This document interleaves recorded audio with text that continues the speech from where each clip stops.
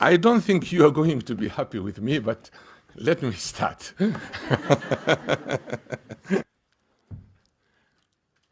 Somalis deny Africanity. They do not want to be identified as African. They want to be Arabs. And the Arabs are pushing them. There's a dilemma here. You see, there's identity crisis here now. I don't have identity crisis. I'm an African, and there are so many Africans in Africa. I don't have identity crisis. You can call me whatever you want. But I have identity.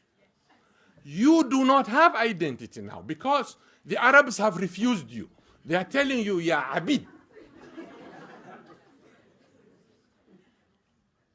And you're better off to accept me as your brother rather than going to an Arab.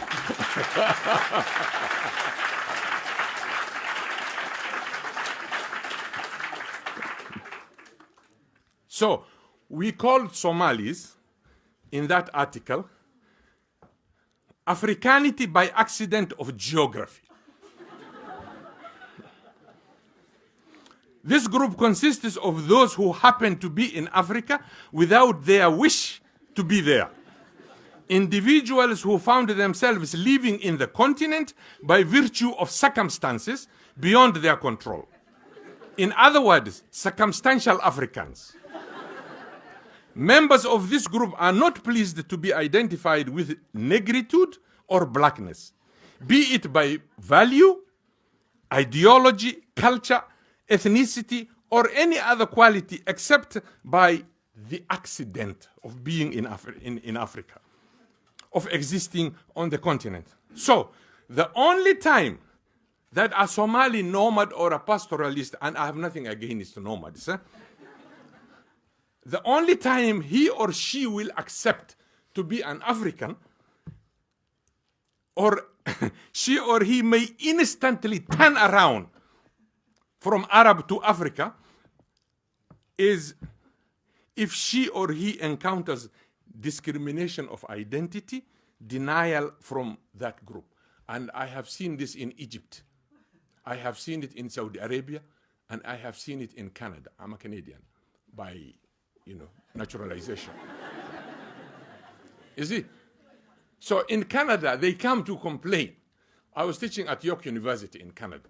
ورنا على عبودك قال هذا والله والله مثل كلا الصع. And I tell them, welcome to the real world.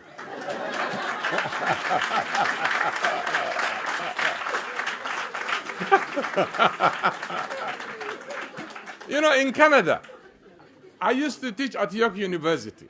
Some of my students, they come to me and they say, Prof, these white people, they discriminate us. This is not right. I said, yes, welcome to the real world. Because I have training for discrimination. You gave me. Back home, you gave me that training. To me, this piece of cake.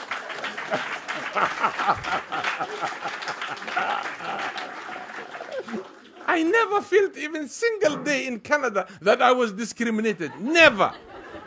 Because I was already prepared by you guys. As the person who assumes that the purpose of discussion is the pursuit of truth. Now, he continues, such an intellectual is one who attempts to identify problems, reflects on them, and does not shy away from asking hard and unpleasant questions. I didn't shy away, I explained. And who suggests, not imposes, some type of solution to the problem under his or her scrutiny. So he concludes and says, therefore, I would argue that an overwhelming number of Somali intellectuals are simply university and college graduates. Because education which does not bring about a transformation in the consciousness of the educated is hardly beneficial to the individual, let alone to society. If you are educated and the education is not bringing any transformation in you, you still go back to your tribe. You still go back to the nonsense of calling me, or Adon Batai, Bida Batai, which I don't understand. You see, but like now I'm not called Adon because I'm a professor. Everybody knows there's a little resource around me. Everybody will come.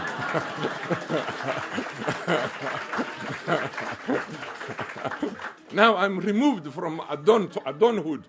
Now, we're Sudan way. I'm Sudan. I'm not Sudan. Adon.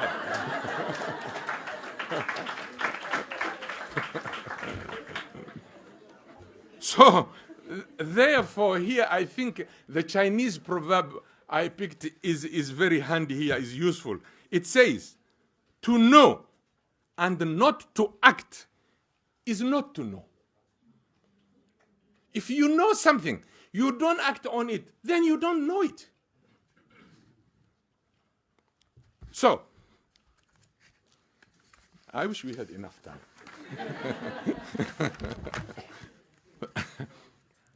Now, this is where I come to the character, which I think Burhan, most of it he covered. I thank him.